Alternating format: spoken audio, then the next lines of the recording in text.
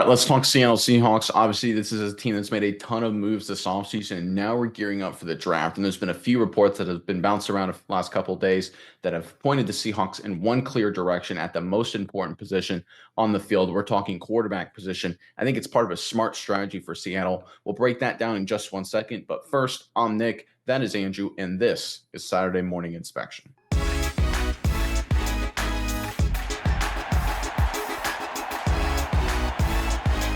All right, talking Seattle Seahawks and some moves and announcements they've made over the past couple days involving the quarterback position. Let's go through and refresh everyone's memory. Of course, obviously, about 10 days ago, they brought Drew Lock into the fold, and we've got this first tweet or post on X, whatever you want to call it, from Bob Condata, referencing a report talking to John Schneider. Condata said, Seahawks GM John Schneider says that signing Drew Lock doesn't preclude taking a quarterback in the draft. So Seahawks theoretically could still take a quarterback. Says he anticipates a competition between Locke and Sam Howell for the backup job. For the backup job, not the starting job. That's obviously Darnold. All right, so this was a few days ago. But we go to the most recent report that broke yesterday, and this is according to Jeremy Fowler. Great report on ESPN. Highly recommend you guys follow him. He said the Seahawks are open to trading Sam Howell and have received inquiries from teams, sources told Brady Henderson and me. All right, so in a couple days here, we've gone from Drew Lock, Sam Howell duking it out to be the backup, and now we've got Sam Howell is going to be jettisoned, and Seattle's going to get something in return, a 6th-round pick, 5th-round pick, 7th-round pick, whatever it may be, moving off of Sam Howell. What does this mean? So if you look at the Seahawks structure, we know obviously Locke, short-term backup. He's not the long-term development guy. We all understand that. Great backup quarterback, big win against Philly a number of years ago, but he's not obviously the long-term answer for anybody at this point. Sam Darnold, again, comes in to be the bridge guy. We talked about it this offseason a lot. His contract is structured in such a way it's really a 2-year deal at most for Seattle. So what does this mean the Seahawks are going to do in a few days? They are going to draft a developmental quarterback in day 2 and day 3, right? And we saw John Schneider mention that they could consider it, and now I think they definitely will, especially when you look at their quarterback room, right? You got Locke. You've got, I think Hall he's going to be a camp body. I don't think he's a long-term guy, maybe emergency. Locke the backup, Darnold the starter, and a third quarterback to be the young developmental guy. And to that point, the Seahawks have brought in multiple quarterbacks for a top 30 visit. Let's go to our final image here. I think this is from fieldgoals.com. Give some credit to those guys. Great blog site. So you can see on this list here, these are not all of them, but some of the official top 30 visits that were scheduled and have occurred. So we got quarterback Tyler Shuck, an interesting prospect rocketing up draft boards from Louisville. And then you got quarterback Jalen Milroe, a different style of quarterback, but still a mid-round talent. So I think at this point, it's become very clear the Seattle Seahawks see Locke as a short-term backup. They see Darnold as a short-term starter, and that they will draft a quarterback, most likely in the mid-rounds, to potentially develop into their future starter for this franchise. I think this is the smart approach for Seattle. Again, you should always be trying to find that young, talented quarterback to be your franchise guy. Your Jalen Hurts, your Patrick Mahomes, your Lamar Jackson. When you go back a number of years, your Joe Burrow, a guy who can be the long-term leader of your franchise, a guy the Seahawks have missed since Russell Wilson. They need that new guy. I think moving off Geno Smith was a recognition that Smith obviously doesn't have a lot of years left. They needed some stopgap, some middle-of-the-road guys that went out and got them in Darnold and Locke, and now they're going to focus on trying to find their long-term answer, which, again, is the right move to make. Miles, I'm curious what your thoughts are on all of this, but first, let's hear from the sponsor of today's video. With the NFL draft right around the corner, there are a lot of hours of preparation really being thrown into right now for one of the biggest nights of the entire season. So when we need to turn to a quick high-protein snack, we go to the sponsor of today's video, and that's Magic Spoon. Yeah, Nick, I think whether it's their cereal or their protein treats, Magic Spoon fits a variety of diets. It's high protein, no sugar, great for carb-conscious lifestyles. Magic Spoon is basically your childhood reinvented. It's that same great taste that you remember, but upgraded with grown-up ingredients. Magic Spoon treats, they have 11 to 12 grams of protein, 1 gram of sugar, and 1 to 2 grams of carbs. On the other hand, though, Magic Spoon cereal, also very good, 13 to 14 grams of protein, 0 sugar, 4 to 5 grams of net carbs in each serving, so you can feel good about what you're eating. Now, Nick, you go ahead and tell the people about today's offer while I enjoy one of these treats. Look, use our code SMI or click on the link in the description to try Magic Spoon cereal or treats today. And here's the most important part, you get $5 off. You can also find Magic Spoon on Amazon or in your nearest grocery store. I know it's right by my Publix. I love it. And Magic Spoon is so confident in their product. It's backed with a 100% happiness guarantee online. So if you don't like it for any reason at all, which you won't, you'll love it. They'll refund your money, no questions asked. So click on the link in the description to go to magicspoon.com/SMI or scan the QR code on the screen if you're big into QR codes for $5 off. Yeah, Nick, I think interesting moves for the Seahawks ahead. I think that this quarterback, situation they have going on really puts them in a very interesting spot. Sam Howell is a guy that I think he's shown a little bit of flashes. I think we've seen what he's done, and it just leads me to believe that teams will be interested in him. They're teams that are especially QB needy teams, maybe need a solid backup, maybe need a guy that they are willing to, throw into the starting lineup if they need to. They see Sam Howell like, that guy's interesting. He hasn't really worn out his welcome in the NFL yet. It's a guy that there's still some known potential there when it comes to Howell. So I think this is an interesting move. And I think when you listen to Schneider's comments, he's really more comfortable with Drew Lock. So I think there is a lot of merit to this as far as he talks about when Drew Lock is available. He said that, Drew became available and we realized he had some other options. So we had to go ahead and lock him down. And they know Drew Lock is a guy familiar with the team, familiar with the offense. So Drew Lock coming back, I think Seahawks fans would like that, knowing that he's been around the block before with this program.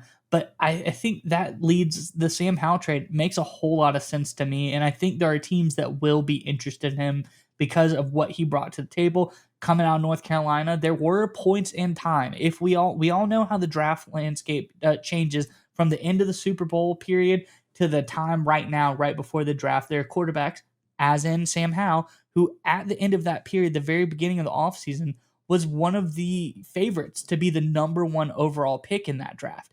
Then things happen, things change, and he slides. And obviously, we all know that was not the case, and he hasn't really lived up to those heights. But there was some interest in him. There was some thought that this could be a high level quarterback. So I think the Seahawks have a guy here that's a very good trade piece. I think Sam Howell would make a whole lot of sense for Schneider and co. to come out and try to move him for some draft capital. And I think Locke is a great backup for this team. Now, when you get into the developmental backups or the developmental guys as far as these rookies that they want to draft, I think it'd be hard to get Jalen Milroe. I think he's also creeping up draft boards a little bit if outside of the first round. I think someone's going to try to snatch him up. But if available, I think Jalen Milroe fits what Mike McDonald has been used to. They're comparing his speed to Lamar Jackson-esque speed. He ran like a 4.3 40 or something crazy like that. Very quick guy. We've seen some good stuff, but I would say in his passing game is a little bit more developmental. So it would be a good situation for him to come in and sit behind his Joe Flacco, Sam Darnold, the guy that comes out on the field, lets him, learn, lets him kind of read NFL defenses, gets used to that situation. So I think that's a really great option. But then you got Tyler Shuck, like you said, another guy who really has been flying up draft boards, been someone that's very interesting to a lot of people lately. I think that's another guy that's a really good option. And I think he could be a really good fit for this Seahawks team as well. So those are two guys that I think when you hear that they brought him in, those are the kind of quarterbacks you need. Guys that have played, maybe not the highest level of college football. And Chuck, Louisville's a pretty big program, but not SEC, not Big Ten that we've seen lately. But I think he's still really, really intriguing prospect. Then on the other hand, Milroe, he's played against those big teams. He's played in the biggest games on the biggest stages. Alabama will have you do that. Jalen Milroe done good. A lot of athleticism in there. Is his arm talent there? Is his ability to read defenses there? Who knows? We might have to wait and see. But that is the brilliant thing about what the Seahawks have done and how they have set themselves up. They have the ability to wait and see now. They have a quarterback room they're comfortable with right now. They do not need to go rush anybody out there. So this is the perfect time. This is Atlanta Falcons having Kirk Cousins and going and drafting Michael Penix Jr.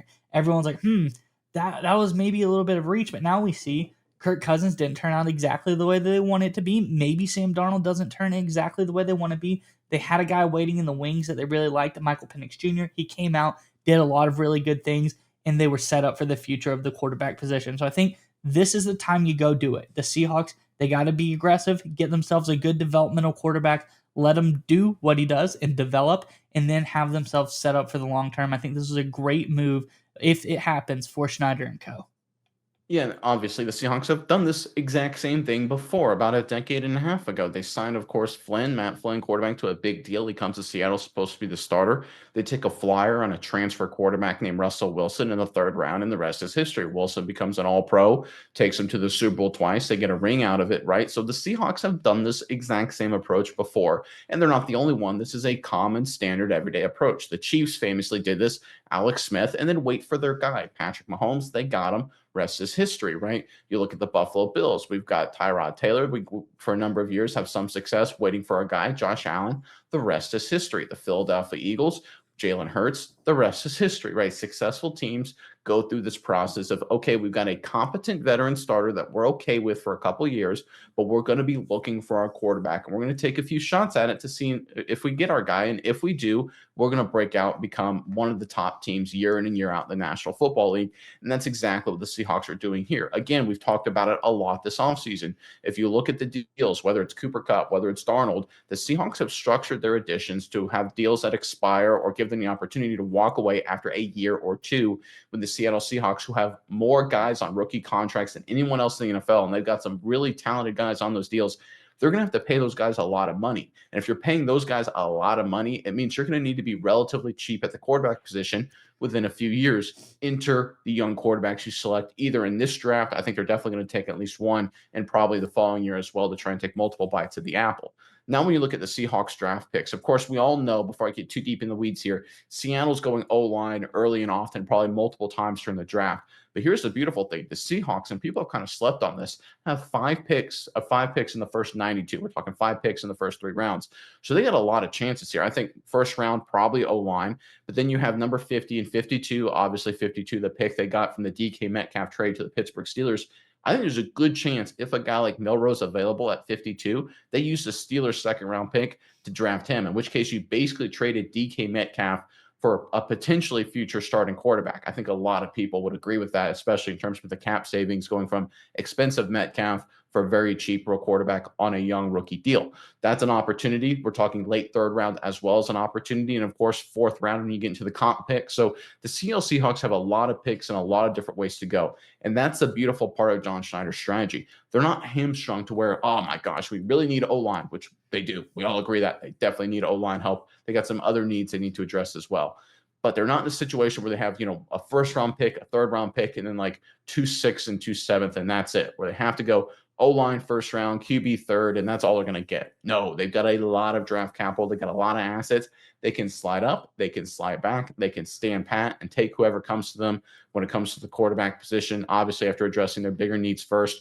Give a lot of credit to John Schneider and his entire work, the front office here, working with Mike McDonald, of course, what they've done. And again, we've talked about it this entire offseason. People aren't paying attention to this. Maybe it's a little East Coast, West Coast bias in the media, but the reality here, it's a clear and obvious strategy by the Seattle Seahawks. It's been unloading their expensive guys so that way they can build up assets and capital for retaining their star young nucleus, which they built through the draft over the past 2, 3, 4, 5 years, and then eventually creating that infrastructure for a young quarterback to come in after you've locked in all those really good players. That's exactly what the Seahawks are doing, right? And they're going to start with that, getting their quarterback, whoever it is. I think Shuck's that guy you could talk about being a potential target, Milroe. And by the way, just because they didn't bring in other quarterbacks for a top 30 visit, looking at maybe a guy like Quinn Ewers, for example, doesn't mean they won't take him. It just means they didn't bring him in for a top 30 visit. So I think at this point, it's clear to me the Seattle Seahawks are going to draft a quarterback. I look potentially in the third round. That's where I'm thinking here. Maybe I think 92, right? The end of the third round pick where they got the Detroit Lions third round pick. I think to me that makes the most sense, but there's other opportunities there as well if they want to go a different direction. And look, there is some history, once again, of success for drafting quarterbacks third or fourth round. You mentioned Kirk Cousins, you talk about Dak Prescott, and then of course there is Russell Wilson being a famous example. So the Seattle Seahawks have a lot of great options here. They can go a lot of different directions. And I think when it's all said and done, Seattle will lead this draft having addressed the offensive line, the most important issue, while also selecting their quarterback of the future.